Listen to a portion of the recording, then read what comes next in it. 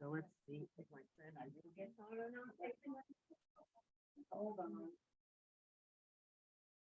I didn't really-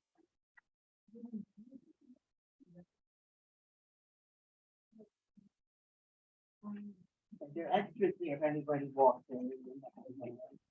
Okay. Yeah, this one, wait, but you need one from before. Yeah, yeah. So I'm gonna finish up with this one, and then you'll take, single sheet I need. So that's not that sheet. Here, so this is it. We're finishing up this one. Oh, wait, you have that? The newest one? Wow. What's the one? What will we add? Okay. You have that? Okay. So you got two different ones. One that will start with this great bottom of the mid to late 17th century. And then you need this one at the latter. Try to divide them up. Better. Which way do you? And then take it, but it will do this one second. All right?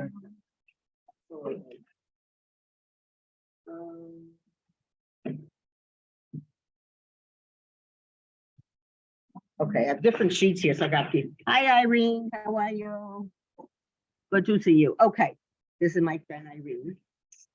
It's from BR. Okay. I hope everybody's healthy and well. What's your friend? She's not around. She left already. Oh yeah, I know she said she was going somewhere. Oh, because she had. So it's good to see all of you, and may you all be well. Go away for pay. And if you're here, good luck. I told my daughter.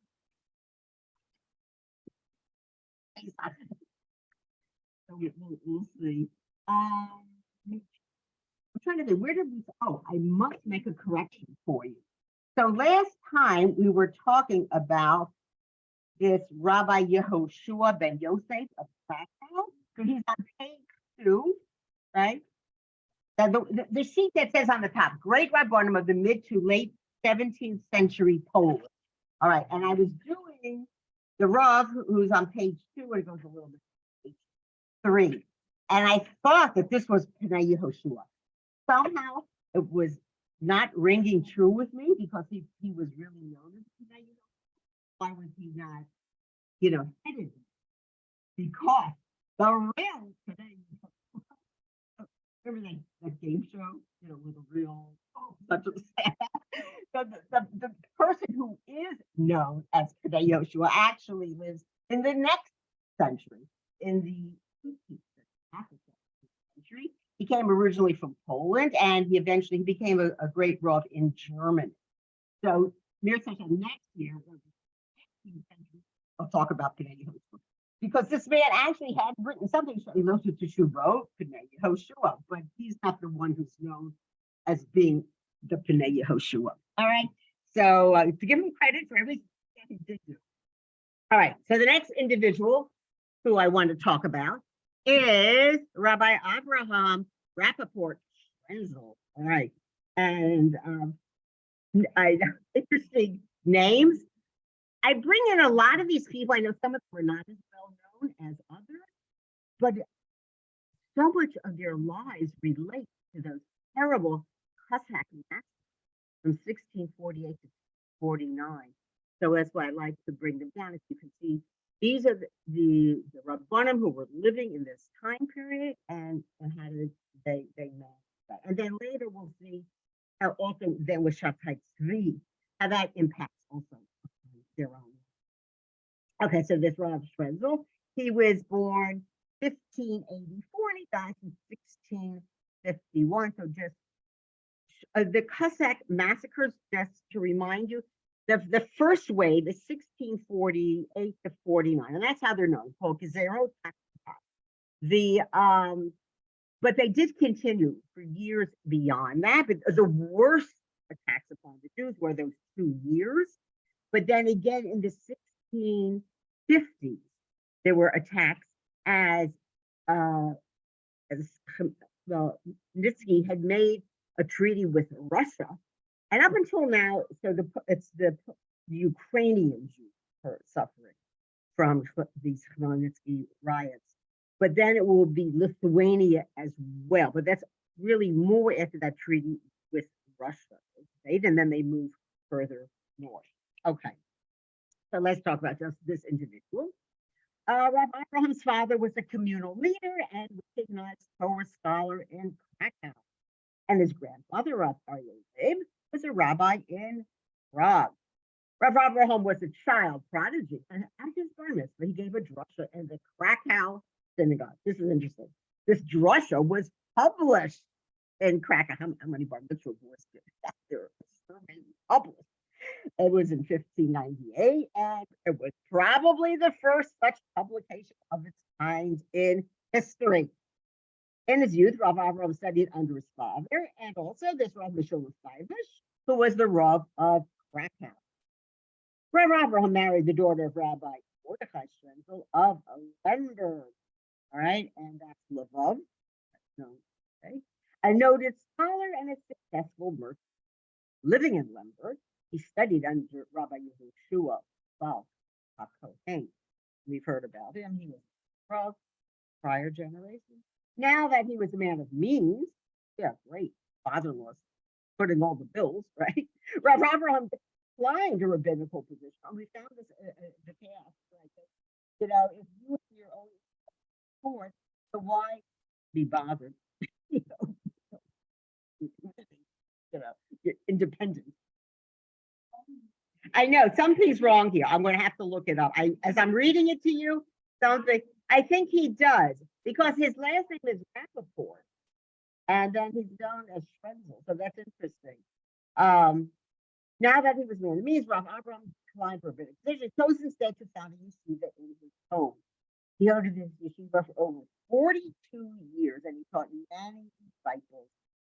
Rav Abraham was also an important member of the Council of Goat, all right, which represented all of Polish history. And they were divided up into 4 sections. And they would have been the big go-between. I mean, first of all, any problems occurring among the Jews would come to this main council for final, you know, reconciliation of whatever the issues might have been. But they also dealt with middleman between the authorities. The main authority is really the nobleman. Remember, you mentioned the king is really very weak already at this time period. But more they would be dealing, and that had to do with taxation. Okay, and he was the caretaker of all funds for the needy in the Holy Land. He was particularly noted for his own generous charity. I'm actually taking his father-in-law's funds, and so that was not about Rebecca. Rav Avraham authored a collection of responsa that came out in Austria in 1696. The second part consisted of sermons, eulogies, and commentaries to Aggadic passages in the Talmud. Interspersed among the responsa are the writings of the rabbis and scholars who communicated with Rabbi Abraham. Rabbi Abraham also wrote Seder Gittin, a manual for writing and giving a get, and there were very particular rules and regulations when it comes to writing a get and how it's given over to the woman, whatever. Now, the next individual, and he's certainly extremely well known, I had discussed him before when I was talking more about Bohemia, but he has a great impact on Polish Jewry as well. So I'm reading him, but I'm leaving out some of the information, but I did want to include him because he is, he'll be quoted sometimes as being a great Polish Rabbi Yonke was raised by his grandfather in Wallerstein, that's Bavaria, Germany. Bavaria is like the southeastern part of Germany, right? So it's going to touch upon Austria and then Poland. He first learned Torah in Friedberg, and then he went to Prague, where he studied under the Maharaj, Prague, and Rabbi Ephraim Lunchen, great rabbi. At the age of 18, he was appointed to the position of Dayan in Prague. Wow, so he must have been a brilliant scholar. Let's become a judge already. You know, you're only 18 years old. After many years, he moved to Vienna to serve as its rabbi. But then in 1627, he returned to Prague, where he was appointed rabbi of that community. And as we've been going through all these great rabbanim, they are somewhat fluid in where they live. So they might go from one area to another, better position. I'm not sure what motivates them, or sometimes for one city, or it's more prestigious, whatever. And when he's in Prague, he's appointed rabbi of that community. In 1631, so it wasn't there so long, he left Prague and he journeyed to Lublin for the marriage of his son. There he was received with great honor, and his erudition was much appreciated. In 1632, so again, now everybody now in Poland is becoming aware of a great student, a great Rav, and he was called then to the rabbinate of Nemirov, which is in the Ukraine. And in 1643, he was appointed the rabbi of Ludmir, which is a sect of Poland called Volhynia. While there, he received an invitation from the community of Krakow. Look at this, how many times he's moving back and forth, to serve as its spiritual leader and successor to the Bach. So this is a really prestigious position. All right. When the Rosh Yeshiva of Krakow, the Pnei Yehoshua, right, passed on a few years, this is a different person, Rabbi Yom Tov succeeded him as head of that advanced Talmudic center. All right. So now he is in Krakow. During, that's this, I'm tying it in with the history I had already mentioned. During the Cossack uprising, 1648-49, Rabbi Yom Tov composed Slichot and a memorial prayer dedicated to those who had perished in the massacre. He also did much to alleviate the plight of the numerous agunot whose husbands had been reportedly killed. But the validity of the evidence attesting to their death was unavailable. I mean, these people were killed in these massacres, clearly they were cut up or defaced, or there were witnesses who could actually affirm that this man was killed. It was just assumed that, of course, he was killed, but without that proof, you can't always give the guess. All right, but he obviously was very sensitive to the plight of these women. I do know, so he tried to,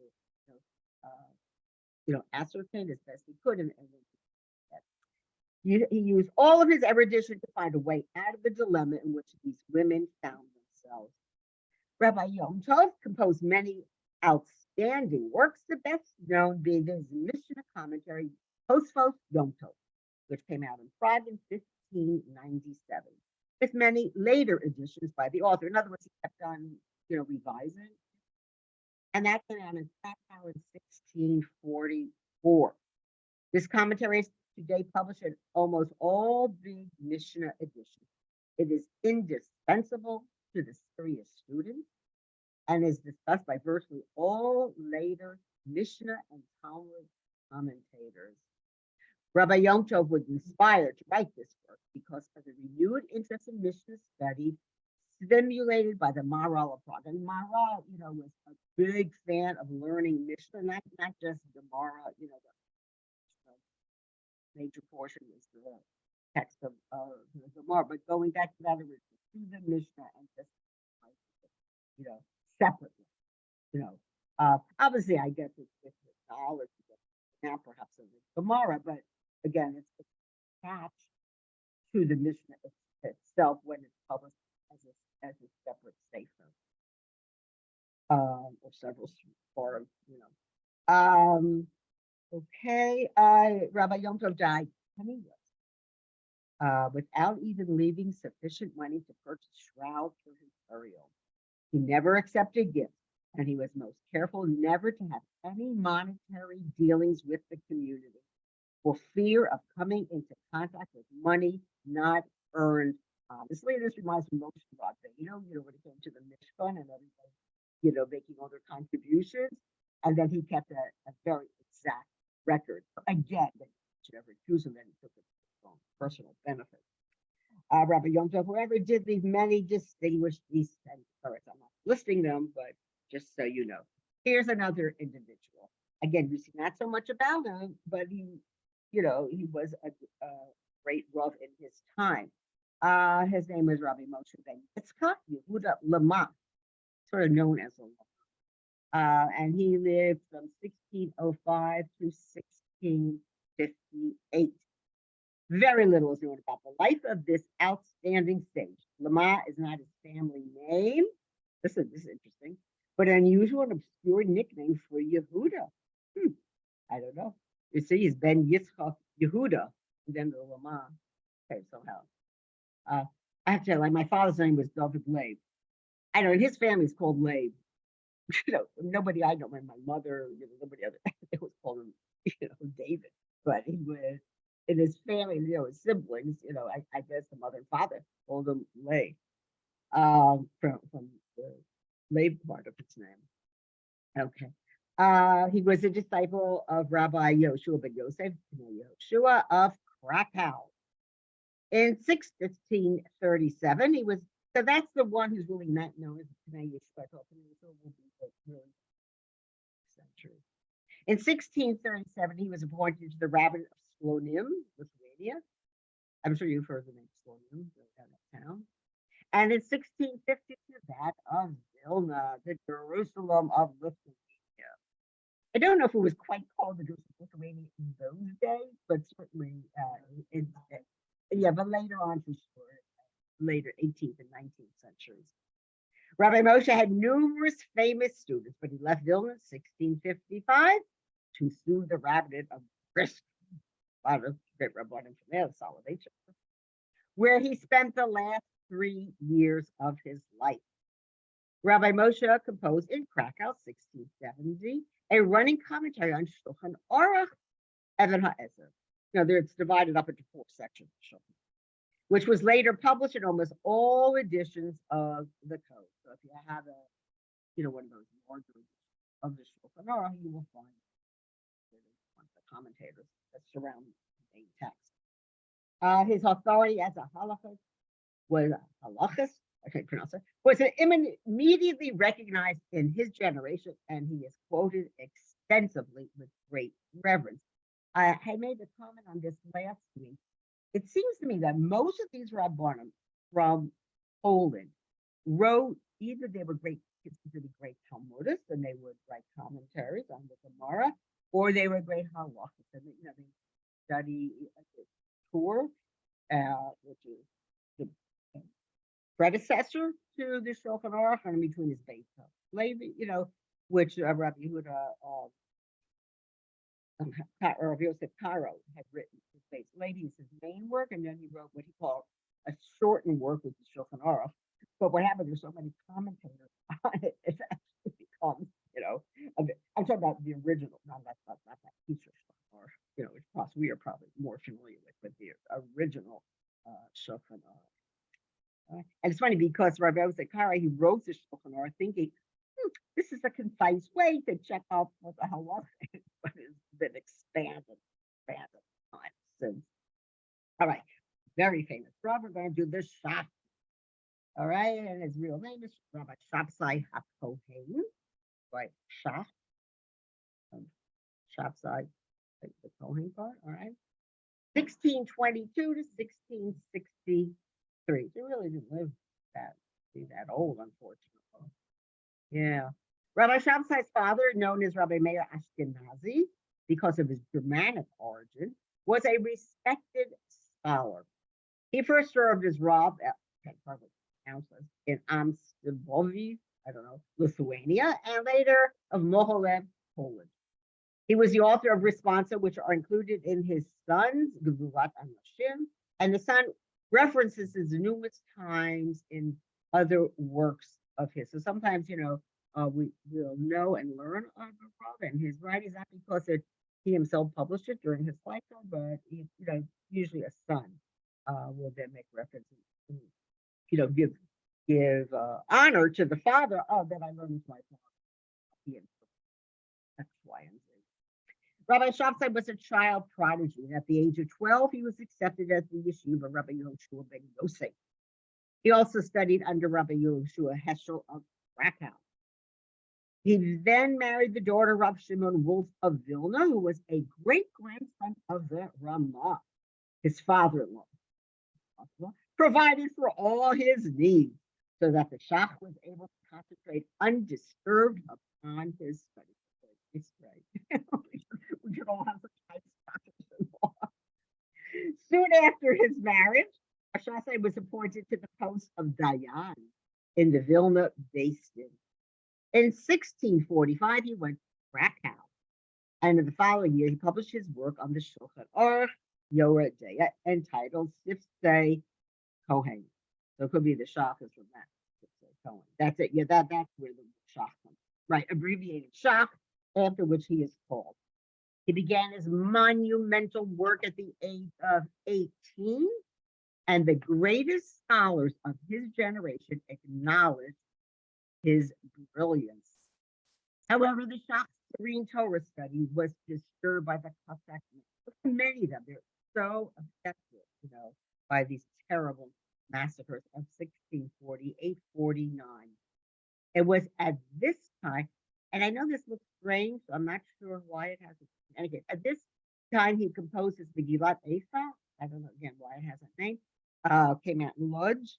Now, look, you'll say, why not 1924? Because it existed in manuscript form for all these hundreds of years, and eventually is actually published, depicting the trials and tribulations of his generation. He also wrote Slichot, the keynotes, came out in Amsterdam in 1651. Liturgical compositions for recitation on the 20th of Sivan. Why? The day chosen to commemorate the massacres. One of those pieces is Tel Molei Rachamim, the funeral, which contains a eulogy for one of the martyrs, the aged sage, Rabbi Yechiel of Nimrod, and it is printed in many siddur. Right, I'm sure we also very, again, I don't know who composed the melody, but it's very important. When the combined forces of the Russian Tsar and the Cossack hordes reached Vilna, remember I told you it comes in waves, initially the Jews of the Ukraine, and now the Jews of Lithuania are going to be affected. In the summer 1655, the treaty with Khmelnytsky and Russia was in 1654. The Shah fled to Lublin, only to flee that city 3 months later when the Cossacks murdered 10,000 Jews there. Again, we don't know if this is an accurate number, could have been less, but it seemed like an enormous number of Jews were killed. On the 14th of Tishrei in 1656, the Shah now sought refuge in Bohemia, right? That's Czechoslovakia, in the western part. First, spending a short time in Dresden until he became rabbi of Polshach in Moravia. Moravia is the eastern part of what we consider Czechoslovakia. I imagine if you ask people today, if they talk about Czechoslovakia, they'll say, huh? Because there's no such thing. It doesn't exist. It's the Czech Republic, or what do they call the eastern half? Well, whatever. It's certainly, it's separate, right? Maybe it's still known as Moravia. He remained there until his death at the young age of 41. I don't know, maybe he died at such a young age because of all the terrible upheaval in his life. So it takes a toll on your heart, and running and constantly. The Shah in his short lifetime became known as a superior Talmudist and halachist of the highest authority. His decisions were accepted in most cases as the final word of the law. In other words, in his interpretations, whoa, so if you quote the Shah, this is a genius, and we have to make note of his interpretation. The Shah was an independent thinker, and he did not hesitate to disagree with his predecessors, nor his contemporaries. All right, so he obviously had a lot of self-confidence also, right? That he felt that he could argue in an authoritative fashion, with what had preceded him. He rendered decisions according to Talmudic logic and deduction, and his criticisms are often quite extensive. He particularly disagreed with Rabbi David Halevi, the author of the Turei Zahav, known as the Taz. And we'll do the Taz, after. But the two of them are considered, I asked my son Yafil, right? Rosie Stoll in Southfield, Michigan. And he said, well, you study Gemara in the yeshiva, right? You're studying it primarily with the Shach and the Taz because their commentaries are considered so brilliant, you know, that is how you do. And this is how you get to me that you'll be tested and your mastery, right, of, uh, of your knowledge, obviously, of Shulchan but with these commentators. The Shach emphasized in his new Kudot HaKesef that he had no personal feud with the Taz, who was 35 years his senior and an accepted authority. He stated that his reputations were inspired only by his love of the truth, and was probably, accurate when he's saying, that he disagreed with his great scholar, who was definitely a senior individual to him. But again, he was so self-confident in his own interpretation, and it was like he was attacking him personally, from flaws in his character. He's just strongly disagreeing with what the Taz is. So he had his own. All right. Bishop also posted commentary on the Shulchan Mishpat, or that's another thing, another branch of this. Remember, it's all based on the Torah who divided all of halacha into four main. And that was published in Amsterdam in 1653. In many instances, he merely added references to the responsa literature already existing. Only when he wanted to elaborate on a novel view of his, or where he felt the Shulchan Aruch or some other authority, his interpretation, had erred, does he go into elaborate and extensive discussion. So in other words, if he agreed with what had been written before, so he's not going to comment on it. If he hasn't written anything on it, it means he's giving haskama. Yes, that's correct. It's only where he disagrees. He goes on. And he goes into elaborate and extensive discussion. The Shach was gradually accepted in the scholarly community as an authority par excellence. The only person who's going to follow the Shach will be the Magen Avraham, and we will learn about him probably next week. And saying the Shach, one is also often, overwhelmed by the mountain of quotations that he quotes from earlier authorities. What brilliant mind this was, such a young man, never died so young. He had superior mental capability, sometimes described by later scholars, supernatural powers. When the Shach on Yoreh De'ah was published in 1648, Shasai was nearly 24 years old. Had already written a lengthy commentary on the Torah. During his short lifetime, he also composed numerous other halachic works. Let me just check, right? Dates. What did he say his dates of the Shach were? Yeah. All right, because it says he died in 1663, and he was born in 1622. Okay, so right, he was in his 20s, right? When he wrote the Torah. So again, just to remind you, the Torah comes out first. That would be more in the 16th century. And then later in the 16th century, we have Rabbi Yosef Kara, that's the 1500s, in Tzfat, when he publishes his monumental work. First, he publishes the Yosef, that he might have been in Turkey when he publishes that, and then the Shulchan Aruch when he's living in Tzfat in Israel. Okay, so all these people, all these commentators are coming after, and you'll see a few times mentioned, and this happened with the work of the Rambam, that the Rambam and Rabbi Yosef Halper often criticized by later Rabbanim that they didn't always give the source for where the halachic came from.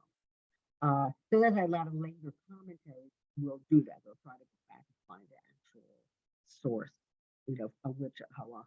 I mean, I cannot imagine what it's like for a world in this day and age, when halacha comes up, all these new inventions and things.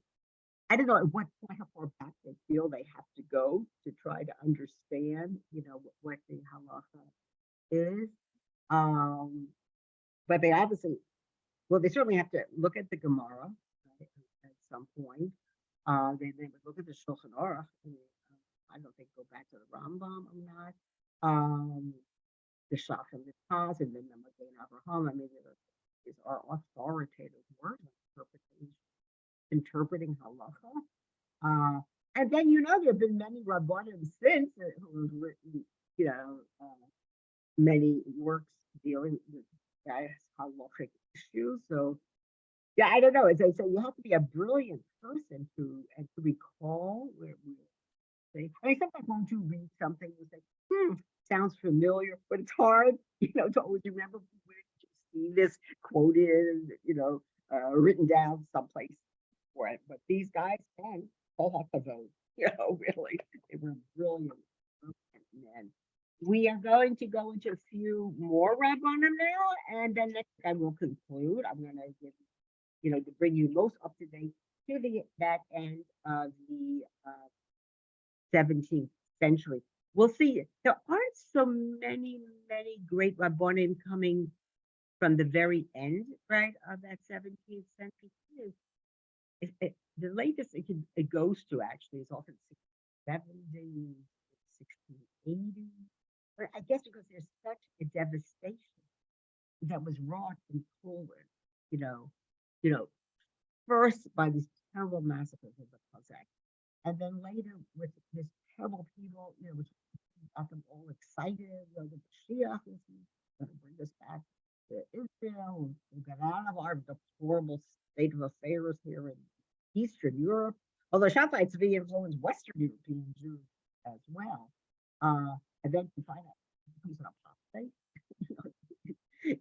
He adopts Islam, as his religion. I mean, it's just devastating to the Jews. And because their economic conditions are not good, then, of course, for the Jews, some of them are going to migrate back to Germany. That's how the German still flourished starting in that 18th century. And it's also going to give rise to the reform movement, unfortunately. But, the pivotal year, when we talk about it, and then the Haftarah will come out of it, and first it affects the general population, and then of course will filter down to their own Jews, which again was not good always for Orthodox Jews until they learned how to reconcile, those two themes in there. All right, but meanwhile, we're still now in 17th century. So these are people they're all around the same time period. Some of them just did not pass away till a bit later. So that's how it's divided here. Okay. First, we're going to discuss a man. His name is Rabbi Yehoshua Heschel of Krakow. We mentioned his name before. People who had learned under him. Somewhere in that year, 1663. I had to look it up in another source if I could get more exact date. So Mir Hashem. Rabbi Yehoshua studied under his father, Rabbi Yaakov. So you're on that sheet, going to one that's a on bottom of the 17th century. All right.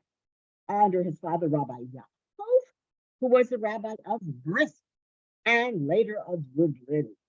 At an early age, he displayed an extremely sharp wit and a humor. It seems to me like he can't be entered into this name unless you want these brilliant children. Brilliant adults. At an early age, he displayed an extremely sharp wit and a keen mind. His father took him as an assistant at his yeshiva in Brisk. Hopefully, people in Brisk were all happy with this. When son becomes follower after the father, it's a little difficult. And when he assumed the rabbinate in Lublin, again, when the father became the Rav in Lublin, Rabbi Yehoshua became his father's right-hand man. Upon Rabbi Yaakov's death in 1644, the father, Rabbi Yehoshua became the Rosh Yeshiva and thereafter the chief rabbi of Lublin. And boy, is this a prestigious position. Like certain cities like Krakow, that was a very prestigious, and Lublin, obviously. To be early time, when we first talked about the Jews in Poland, some of the great rabbanim were in Posen, which is more Western Poland. But these other cities, were much larger, and and the yeshivas in the were very prestigious. Rabbi Hoshua Eshel remained in Lublin until the year 1654, when he was called to Krakow to succeed Rabbi Yom Tov Lippman Heller. Right, we just learned about it. All right, he passes away, and now, right, he's going to succeed him. There he remained until his last. Because of the great reverence in which he was held, he was called the Reb Eshel. Besides being acknowledged as an outstanding scholar, Rabbi Yoshua was regarded. I don't know if you should use that word exactly as a Jewish person, a highly revered, highly respected individual. And he was known to be extremely charitable and kind. It's interesting. Some of them have very strong personalities. I wouldn't want to run up against some of those other people. And then others, again, are described as being very kind, gentle, and, probably people flock. Maybe that's why it's called the Rebbe, because people felt so comfortable in his presence, and I guess he was approachable. Again, we're talking about those Cossack massacres. Due to the Cossack massacre of 1648-49 and the later Swedish invasion in 1656, and just to remind you, so after, but not only are the Jews, they're all going to I mean, the Poles are being affected by some of this also. But, first we had those those awful invasions, 1648-49. Then we have that treaty that Khmelnytsky makes with Russia, and then Lithuania. The Jews are going to be caught up in these attacks. And then the Swedes have said, the place is falling apart. So take over some more land. So, they're going to cross over by water, and they're going, okay, even though we're concentrating on Poland, they also invaded Russia at this time period. So Rabbi Yehoshua then spent almost 2 years in Vienna. I guess very hard to keep on learning properly in Poland, right? In order to induce the rich and influential of the Viennese community to extend a helping hand to their unfortunate brethren in Eastern Europe. So at this point, the Viennese Jews, they're living, Austria, really, part of Germany, and their lives are, relatively stable, and I guess it became a wealthy community. So he's going to appeal to them to please in desperate fights in Poland, Ukraine, the eastern part of Poland, and help us. He also traveled to many communities which had not been affected by the attacks in order to raise funds for the victims. While he was in Nikolsburg, Moravia, the rabbi of the community, Rabbi Menachem Mendel Rachman, also very well known, treated him with the utmost awe and respect. He even deferred to him when a halacha question had been brought to the attention of both of them. So that was very, very humble, right? Rachman, that recognizing the superior brilliance of Rabbi Heschel, he would allow him to render a decision. Rabbi Yoshua Heschel's yeshiva was always filled with capacity. Again, he's away for several years, right, trying to raise funds, get tzedakah from these other more wealthy, more stable Jewish communities, to bring back to help out his brethren in Poland who were suffering so horribly. Because there's terrible dislocation. And many of the great scholars of his age were his disciples. Among his famous pupils were the Shach, that we just learned about him. We know what a brilliant person he was. Rabbi Hillel ben Naphtali Hertz, learned about him. Rabbi Shmuel Feibish, we've discussed him. Rabbi Gershon Ashkenazi. Rabbi Yoshua composed many Talmudic commentaries, but due to his modesty, he refused to have them published. Only fragments of his vast legacy have been preserved in the works of his disciples. Many of his halachic decisions are also quoted in the works of his contemporary sages, so that's how we know them. And they obviously attest to the fact that he was the author, of these commentaries. And those of later generations, many of Rabbi Hessel's descendants were also famous scholars, such as Rabbi Heskel Landau, the Noda B'Yehuda. So I'm sure you might have heard if you got the Ezra Shir, the Noda B'Yehuda from very often, quoted, but they're much later generation. Okay. Now we're going to talk about the Taz. Remember, I told you the Shach and the Taz are the two foremost commentators on the Shulchan Aruch. Okay. And I told you any person getting smicha, no, shiva, must study these writings. Okay, so he lived from 1586 to 1667. So thank God he lived a longer life. Never, the Shach did not. Rabbi David's maternal grandfather was Rabbi Yitzchak ben Betzalel, the Rabbi of Ludmir, in the province of Vilna.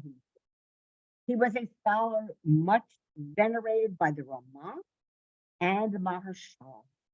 Then one of them they were. Rabbi David's older brother, right, whose name is Rabbi Yitzchak Halevi, was also a greatly respected scholar, and a few of his sponsors are cited in his more famous brother's works. So I think always give credit to somebody, and that they should be, always recognizing and giving credence to people who had come before them or other great scholars, even in their own generation, but who made some sort of a Pesach halacha, and they are now 40. But again, they'll make sure that people know, well, this interpretation is coming from so and so. And he later studied under the Bach, who took him as his son-in-law. We noticed this before very, very often.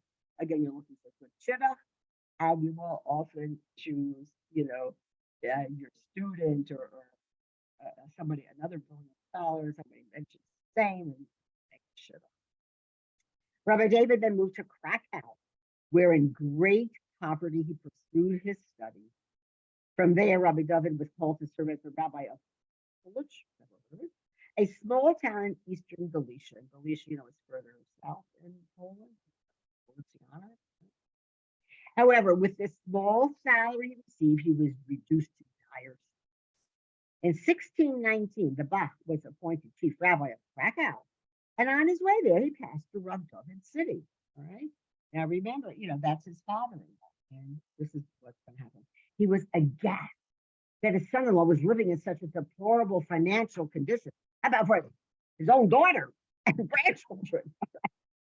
Soon after this, Rav David moved to the prestigious community of Posen, all right, Eastern Poland, where he served as an unofficial rabbi while the rabbinic post of that town was vacant. And he ended up remaining there for more than 20 years. So I don't know if he become then the official role of the city, who knows? But obviously he received a better salary, conditions were better. In 1643, Rav David returned to his native Bohemia and was appointed to the rabbinate of the old and prominent town of Ostrau. We mentioned Ostrau before. The Maharsha had served there as rabbi some years earlier. And the Maharsha writes also an excellent commentary on it. I mentioned it's at the back of the book. And he was soon recognized as one of the greatest rabbis of his town. All right, say that right. They're Rav David had his town's famous machine. Okay. His disciples and associates implored him to write his chidushim on the Torah and the Shulchan Aruch, and his rulings on matters of halacha. Rabbi David published his two Reis Ahabit, called the Taz, right, on Yoredea in Lublin in the year 1646, so right before those terrible massacres. At the same time, his younger contemporary, Rav Shasai Cohen, the Shach, was composing his competing commentary, right, the Sifsei Cohen, with Shach in Krakow. How we do it? All right, let's see. We can finish up a bit about the time. It was a lot on the time. Well, see, I'll do a little bit more, and then we can conclude them next week. Rav David's peace was again disturbed by the Cossack uprising of 48-49, when he was first to Lublin and then to Moravia. It actually leaves. Finally, he was called upon to serve in one of the rabbinates of Lemberg. I guess there were several, rabbanim who served. Lemberg, large city, I guess, or a large Jewish population, where he remained at the end of his life. Rav David's last days were saddened by the violent death of his two sons, who were martyred in the great riots which occurred in Lemberg in Sivan of 1664. It never was awful. So yeah, those massacres of 1648-49, I mean, they were speaking such a demarcation in the life of the Jews of Poland, Ukraine, Lithuania. Um, it's going to affect them actually for over a generation, almost two generations, because it's so many people were murdered. Their lives were totally dislocated. And they moved. If even before they were living with a modest middle class lives, I mean, they're going to become poverty stricken. Uh, so many of them, and as I said, I mentioned some will actually leave, right? And go back to Germany because they have most of them from Germany, or they'll look elsewhere. Uh, where to go, where they can relocate, where they can live in safety. Um, but as I said, you'll see there are not as many great Rabbanim. We won't hear about it more until the latter part of the century. That's how bad things are. All right. Let's just one more paragraph because we'll bring us in. Then we shall fight. Rav David's last days also coincided with the era of messianic fervor, which held Jewry in its grip with the advent of the false Messiah, Shabtai Tzvi. When conflicting reports about the impending coming of the Mashiach reached Poland in 1666, that year, 1666, if you'll recall, actually even among the Christian population, also Rav David, already at the age of 80, sent his son and his nephew to investigate these reports, who arrived in Turkey in the summer and were warmly received by Shabtai, obviously before he converts to Islam. Just 2 months later, right, the false Messiah apostatized, that means he converted, and rejected Judaism for Islam. The news of the Messiah reached Poland before the two messengers even had a chance to return. So I think we'll do the rest next time, so we'll follow through, and then I can tell you about all those latter, great Rabbanim, which one Abraham, who is always extensively quoted. Hope all of you are well. I should have a good upcoming Shabbos, and Yisrael, we'll see you next week, but then that will be the last class, until this point, maybe next year. Okay. My pleasure. Okay, bye. Irene, I'm going to turn it. Thank you very much. Thank you. Okay, bye.